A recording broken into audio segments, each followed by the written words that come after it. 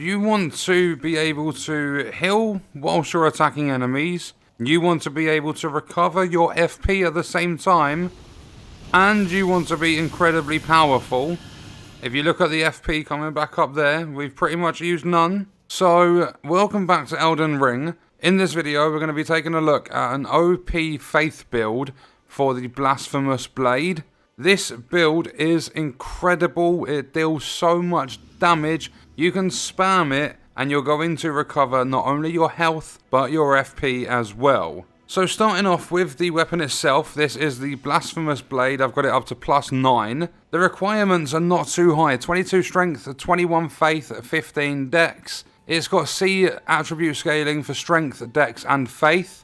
And if we take a look at the weapon's description, the second paragraph says, now they share the same blood, bound together as family. Some health is restored upon defeating an enemy. So every time you get a kill, you're going to get some health back. Then with the unique skill Taker's Flames, raise the sacred sword aloft to set it ablaze with blasphemous flames, then bring it down to fire off a forward blast. The flames steal health from those they touch. So on hit, you are going to get health back as well. It's an incredible sword, and not only that, it scales off faith, but it's also fire-based. So anything to boost your fire damage is going to help this build. And just quickly, before we get any further into the build, if you're not currently subbed to the channel, make sure you do turn notifications on. If you enjoy the video, don't forget to leave a like. All support is greatly appreciated. And if you want to support me further as a creator, then check out the links in the description. And let's get back to it. So alongside the Blasphemous Blade, you are going to want to get your hands on Sword of Milos. In order to get the Blasphemous Blade, you need to progress to Volcano Manor, all the way up on the top left, and you need to take down Rykard, Lord of Blasphemy. After you've taken him down, you can claim the sword. To claim the sword, if you go to Table of Lost Grace, the Round Table Hold, you go into the room behind you when you spawn in, you speak to the woman in there, and you trade the Remembrance in for the weapon. It levels up on Somber Smithing Stones, and going back into our inventory. In terms of the Sword of Milos, you get this from the Dung Eater quest. The thing about this, if we have a look at its description, it doesn't say anything about your FP. But every time you get a kill, this is going to recover FP. And the kill doesn't need to be obtained using the weapon. You can just have it in your offhand and you will get FP back for every kill you get. In order to run both these swords though, together they are 23.5 weight, you are going to need quite a lot of endurance, or you are going to just need to take some of your armor off like I have. I've taken off my gauntlets and my chest, so I don't negate anywhere near as much damage, but I can wield both these swords at a medium load. You can see all my stats on the right hand side. I would recommend building up your faith as high as you can alongside your vigor, a little bit of mind, some endurance, and then obviously just the required stats. So it'd be 22 strength, 21 faith, and then 19 dex, so that you can run both of them.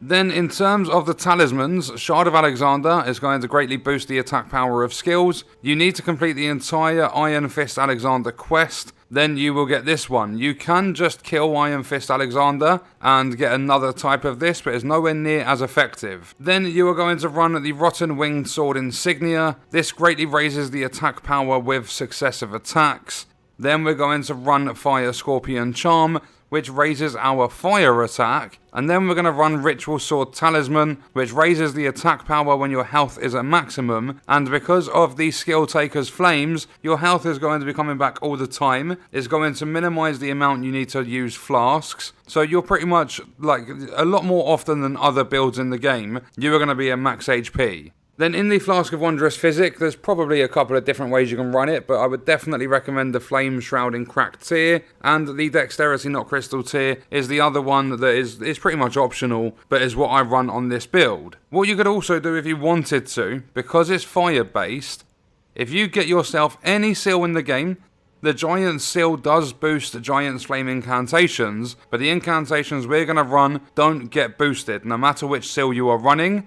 So what I'm going to do instead, actually it doesn't even matter, both Erdtree Seal and Giant Seal are S Faith scaling. So if I equip that as well, what I'm going to do is get even more damage out of this. I won't be able to show you, these enemies are too weak in terms of the damage. But if we run down here and we annoy this guy and get him to rally the troops, The FP cost for this skill is 30. So, I mean, you could run Kari and Filigreed Crest to make it cheaper to cast. I would probably recommend doing that if you don't have the Sword of Milos. Or Milos, however you want to say the person's name. But you'll see, after using the skill, all of my FP is back. And then just going around getting extra kills, it brings back your health and your FP. If we do the exact same thing again, so you get this guy to rally all the troops, then when they are all together, watch my blue bar, the FP bar at the top. If I kill this one guy, I need to get a nice big line of them. And preferably not get interrupted. There you go. You'll see that FP coming back. You'll see the health coming back. It is insane. This is so good. Every time you hit an enemy with Taker's Flames, you're getting around 20% of your health back. Then every time you kill an enemy, I believe it's like 5% or something like that. And with the FP, I believe it's 5 FP points every time an enemy dies. So what we're going to do now is we're going to go up to the Isolated Merchant Shack. I'm going to show you on another enemy that can actually take a hit.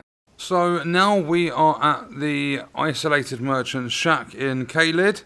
And the reason I've come here is because the enemy that we're going to take on can actually take a hit. So there's this guy over here. I'm going to wait for him to move around a little bit. I'm going to show you how much damage the attacks deal just like base. And then I'm going to show you proccing Golden Vow and Flame Grant Me Strength. They're the incantations you're going to need to run. And then I'll show you that including the Flame Shrouding Cracked Tear in the flask as well. So just a standard attack.